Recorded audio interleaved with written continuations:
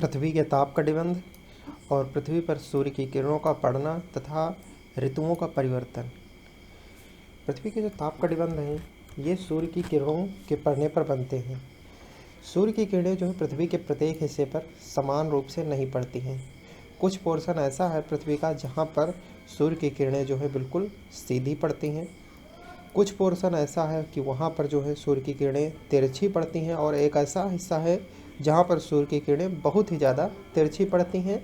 और कुछ पोर्शन ऐसा रहता है जहाँ पर जो है 6-6 महीने तक वहाँ पर सूर्य की किरणें पड़ती ही नहीं, यानी वहाँ पर अंधेरा ही रहता है। तो इन सभी के बारे में डिटेल से समझेंगे। ये जैसे कि हमारी पृथ्वी है, पृथ्वी पर जो है ये वाला हिस्सा जितना है ये पोर्शन हमारा, यहाँ पर सूर्य की किरणें यानी कर्क रेखा से मकर रेखा के बीच का जो हिस्सा है 23.5 डिग्री नॉर्थ से 23.5 डिग्री साउथ तक के बीच का जो हिस्सा है, यहाँ पर सूर्य की किरणें हमेशा सीधी पड़ती हैं।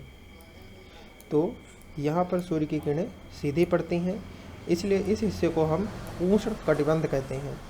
ये पोर्शन हमारा उष्ण कटिबंध कहलाता है, यानी पर यहाँ पर अधिक तेज़ी से किरणें पड़ती हैं, यानी सीधी किरणें पड़ती हैं, इसलिए यहाँ पर अधिक गर्मी भी होती है। और इसीलिए यहाँ पर जो है विभिन्न प्रकार की प्रजातियाँ और सर्वाधिक जनसंख्या इसी हिस्से में पाई जाती है, उष्ण कटिबंधीय क्षेत्र में। दूसरा हिस्सा है शीत कटिबंध का क्षेत्र।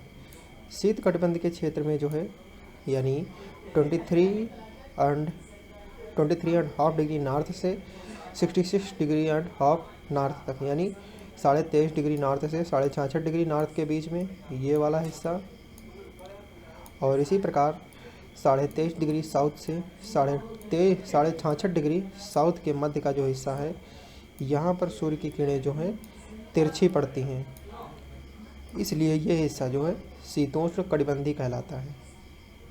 यानी यहाँ पर थोड़ी बहुत गर्मी भी होती है वर्ष के कुछ महीनों में, और ज़्यादातर ठंडक रहती है।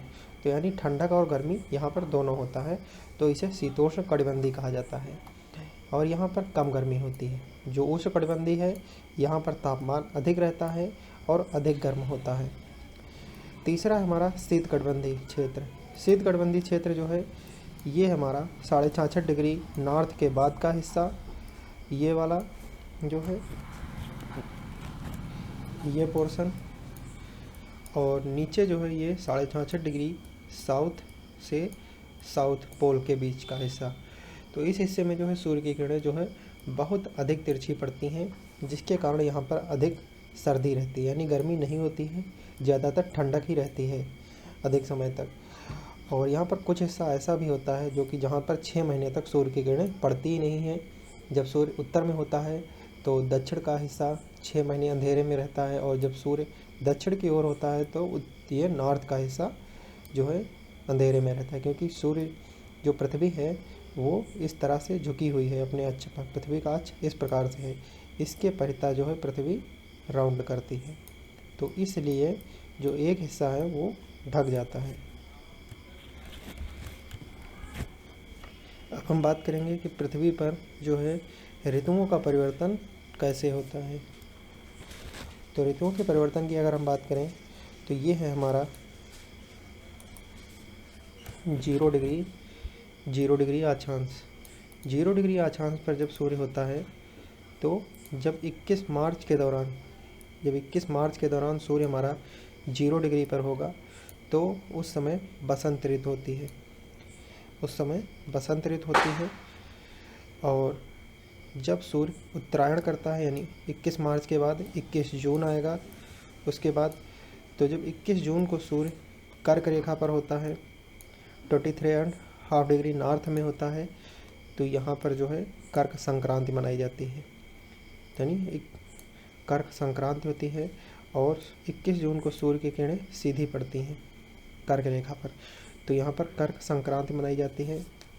और फिर जब सूर्य कर्क रेखा से भूमध्य रेखा की ओर चलता है तो 23 दिसंबर को जो है सूर्य भूमध्य रेखा पर सीधा पड़ता है, तो वहाँ पर 23 दिसंबर को शरद ऋतु का आगमन होता है। शरद ऋतु होती है 23 सितंबर महीने में, इसके बाद जो है सूर्य जो है 22 दिसंबर को जो है भूमध्य रेखा से दक्षिण की ओर जब बढ़ता है, दक्षिणायन करता है, तो मकर रेखा की ओर बढ़ता है और 22 दिसंबर को 23.5 डिग्री साउथ यानी दक्षिण में होता है। मकर रेखा पर सूर्य की किरणें सीधी पड़ती हैं। तो इस हिस्से में मकर रेखा पर इस क्षेत्र में मकर संक्रांति मनाई जाती है 22 दिसंबर के दिन। और 22 दिसंबर को सूर्य की किरणें जो है मकर रेखा पर सीधी पड़ती हैं, तो मकर रेखा पर अधिक गर्मी होती है। और उत्तरी गोलार्ध में कर्क रेखा पर इस क्षेत्र में ठंडी पाई जाती है, ठंडी होती है, और दक्षिण गोलार्ध में गर्मी होती है। तो इस तरह से इनका चक्र चलता है। फिर सूर्य मकर रेखा से भूमध्य रेखा की ओर बढ़ता है जब, तो 21 मार्च को फिर बसंत ऋतु होती है। फिर इसी तरह ये चक्र साइकिल चलता रहता है।